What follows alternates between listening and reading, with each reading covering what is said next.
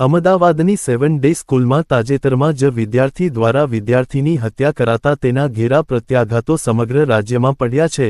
ખાસ કરીને સિંધી સમાજ દ્વારા રાજ્યના જિલ્લાઓમાં વિરોધ પ્રદર્શન સાથે આવેદનપત્ર આપી ન્યાયની માંગ કરવામાં આવી રહી છે, જે અંતર્ગત આજે પાટણ જનરલ સિંધી પંચાયતના આગેવાનો અને સમાજના લોકોએ મોટી સંખ્યામાં જિલ્લા કલેક્ટર કચેરી ખાતે એકત્ર થયા હતા અને મૃતક વિદ્યાર્થીના પરિવારને ન્યાય આપવામાં આવે તેવી માંગ સાથે જિલ્લા કલેક્ટરને આવેદનપત્ર આપ્યું હતું।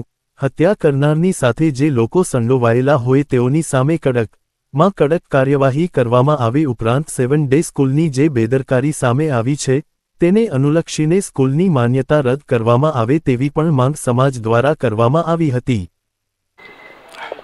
આજે પાટણ સિંધી સમાજનો પૂરો જનરલ સિંધી પંચાયત સમાજ એકત્રિત થઈ અને જે અમારા અમદાવાદની અંદર જે હાદસો બન્યો છે બાળકની જોડે એ બહુ ઘટનીય કૃત્રિમ ઘટ્ય છે, જે અમને બહુ સમાજ વિરોધ કરે છે। પાટણના સિંધી સમાજ ભાઈઓ આજે આવેદનપત્ર શ્રી કલેક્ટર સાહેબને આલવાયા છીએ અને આ જે આવેદનપત્ર અમારા શ્રી ભૂપેન્દ્ર પટેલ સાહેબ સીએમને બી ફેક્સ કર્યો છે અને ગૃહમંત્રી હર્ષ સંઘવીને બી અમે ફેક્સ કર્યો છે। તો અમારે સિંધી સમાજને ન્યાય જોઈએ અને ન્યાય મળવો જોઈએ। જે સ્કૂલે આના માટે કશું કર્યું નથી અને જે વખતે છોકરો તડફડિયા મારતો હતો એ વખતે પ્રિન્સિપાલ એમનો સ્ટાફ બધું જોઈ રહ્યો હતો, જો એ વખતે બાળકને હોસ્પિટલ લઈ ગયા તો શાયદ ભાઈ બાળક બચી ગયા, પણ એમની બેદરકારીના કારણે આજે બાળકે જાન ગુમાવી છે। તો અમારા સિંધી સમાજને ન્યાય જોઈએ, આવું વરી કૃત્યમ કોઈ સમાજ માટે ન બને, કોઈ વિદ્યાર્થી આવો ભોગ ન બને એ માટે મારે સરકારશ્રીને વિનંતી છે આના માટે કડકને કડક પગલાં લેવામાં આવે। જે ભાઈ આના અંદર સંડોવેલા છે એમને સખ્તમાં સખ્ત સજા કરવામાં આવે।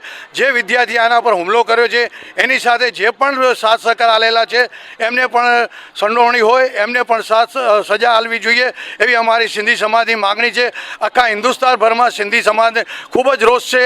આ રોષ સમય એના માટે છે કે આજે અમારા સમાજને થયો, આજે હિન્દુ સમાજના કોઈ પણ પરિવારના બાળકને થઈ શકે છે, જેથી સરકાર જાગૃતતા રાખી અને આના માટે ન્યાય આપે એવી અમારી માગણી છે।